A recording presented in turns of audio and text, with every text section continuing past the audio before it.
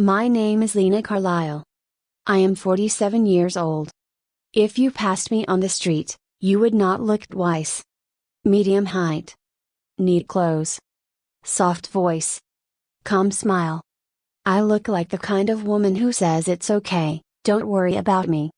And for most of my life that is exactly who I was.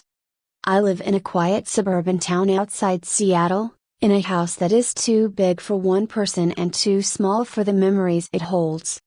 I used to share it with my husband, Victor Carlisle. We were married for 22 years. On the outside, our life looked perfect. Big house.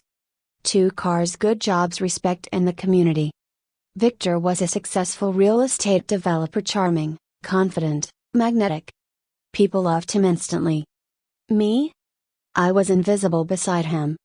I worked as a nurse at a local hospital, night shifts, long hours, emotionally draining work. I cared for strangers while slowly forgetting how to care for myself. When people asked about my life, I would smile and say, Victor takes care of everything. And for years, I believed that was enough. Until the night that changed everything. It was raining hard when I came home from work that Tuesday. My shoes were soaked, my back ached, my hands still smelled like antiseptic even after washing them twice.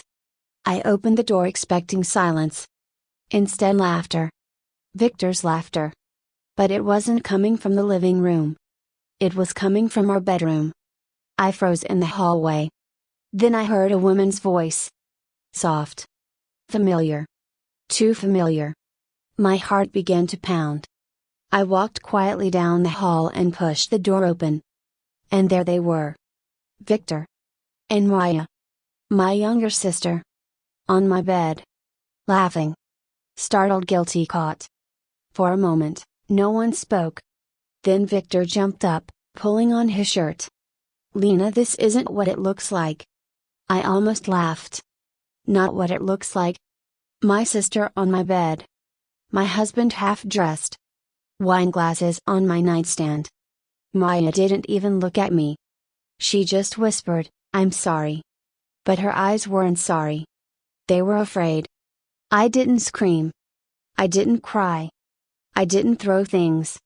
I simply said, very calmly, get out of my house. Victor tried to approach me. I held up my hand. Don't touch me. Maya grabbed her coat and rushed past me like a child who had been caught stealing. Victor stayed. He started explaining too fast, too desperate. We were stressed. It just happened. It didn't mean anything. I still love you. Love. The word felt like poison. I walked to the kitchen, poured myself a glass of water, and sat down. Victor followed me, still talking. And that was when I noticed something strange. On the counter, his phone. Face up. A message lit up on the screen. From Maya. I leaned over and read it before he could grab it. Tell her tonight. She deserves to know we're having a baby. The room went silent. Victor went pale. I looked at him slowly. A baby? He opened his mouth, closed it, then nodded. Yes. Something cracked inside me. Not loudly. Not violently. Quietly. Like ice breaking in deep water. I stood up. Pack your things, I said. He stared at me. Lena, we can fix this. I smiled a cold, distant smile. No, I said. You've already decided my future without me. That night, Victor moved into a hotel. And my sister never called me again. The next morning, I went to work like nothing happened. I took care of patients who were sicker than me. I comforted families who were losing loved ones. I moved through my day on autopilot. But inside, I was making a plan. Not a revenge plan. A reset plan.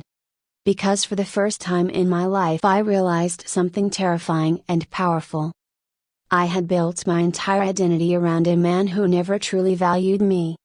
And that version of me was dying. That evening, I went to a lawyer. Her name was Marianne Holt. Tough. Brilliant. No nonsense. I told her everything. She leaned back in her chair and studied me carefully. "You don't look angry," she said.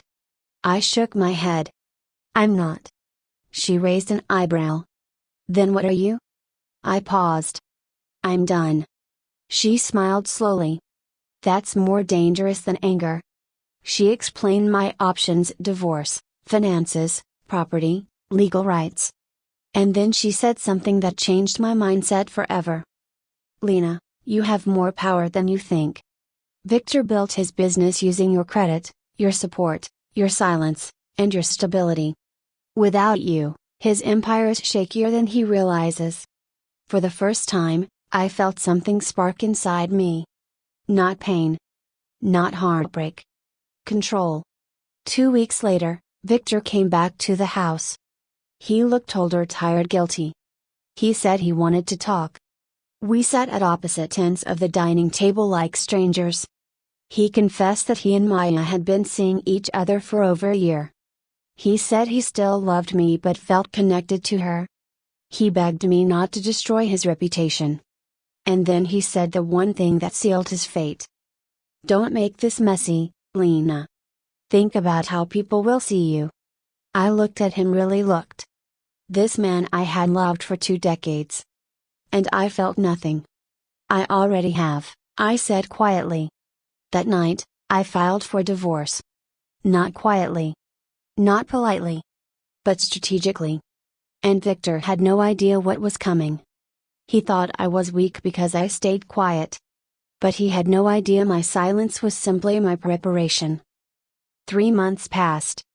The town was buzzing with rumors. Victor and Maya were seen together in public, brazen, careless, proud. People whispered about me in grocery stores.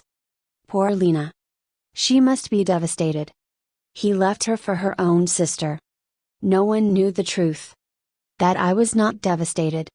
I was transforming. I sold my house. Yes, our house.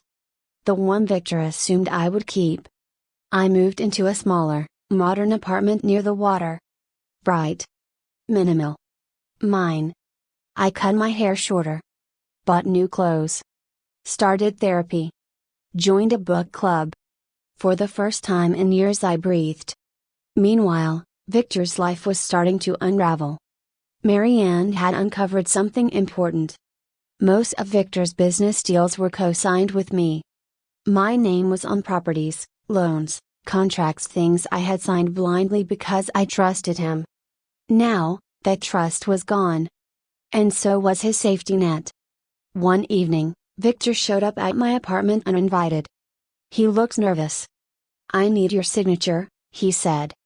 "For what?" "A refinancing deal." I smiled. "No." His face tightened. "You can't do this to me." "I can," I replied calmly. "And I will." He left furious. 2 weeks later, I received a call from Marianne. One of Victor's major investors was backing out. Why? Because without my financial involvement the deal looked risky. The first crack in his empire. Meanwhile, Maya gave birth to a baby girl. Victor named her Isabella. Everyone expected me to break down. Instead, I sent a simple gift to the hospital. A small teddy bear, no card. No emotion. No drama. Just distance. Then came the shocking part. One night, Maya called me crying. Victor had moved out of their apartment after a huge fight. She accused him of cheating again. This time not with me. With another woman. Younger. Prettier. Richer. Maya begged me for advice. I listened silently. And then I said, "You chose him. You'll live with the choice." She hung up sobbing. I felt no satisfaction. Just clarity. A month later, Victor tried to reconcile with me. He showed up at my workplace with flowers. Pathetic. Desperate. He said Maya was unstable. He said he made a mistake. He said I was the only real woman he ever loved. I took the flowers and dropped them straight into the trash in front of him. "Leave," I said. He finally understood. I was gone. Not physically. Emotionally. Completely. He didn't lose me the day he cheated. He lost me the day I realized I deserved better. 1 year later. I stood on a balcony overlooking the ocean in California. New job. New life. New beginning. I had left Seattle. Accepted a senior nursing position at a prestigious hospital. Bought a small beach house. No husband. No drama. No betrayal. Just peace. Meanwhile, Victor's life had collapsed. His business was struggling. Investors distrusted him. Maya had left him after discovering more lies. He was now alone with a child he barely knew how to care for.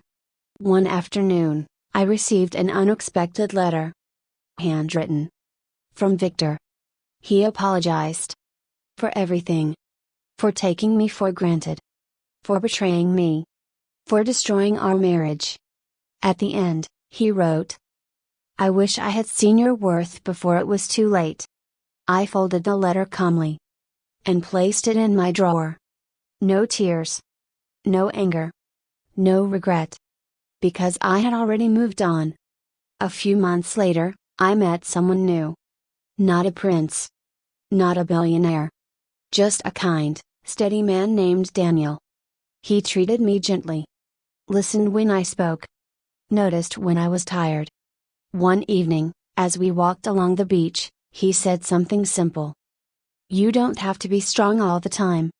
I smiled. For the first time in years I believed that. And then came the final twist. Victor called one last time. He wanted to see me. I agreed in a public cafe. He looked older. Softer. Defeated. He asked me if I ever regretted leaving. I took a slow sip of my coffee. No, I said. He stared at me. Do you hate me? I shook my head. No. He looked confused. If not hate, then what? I met his eyes calmly. I don't think about you. Silence. Heavy final. He realized then I was truly gone. Not angry. Not hurt. Not heartbroken. Simply free. I stood up, smiled politely, and walked out into the sunlight. They thought breaking my heart would destroy me, but all it did was awaken the woman they could never control.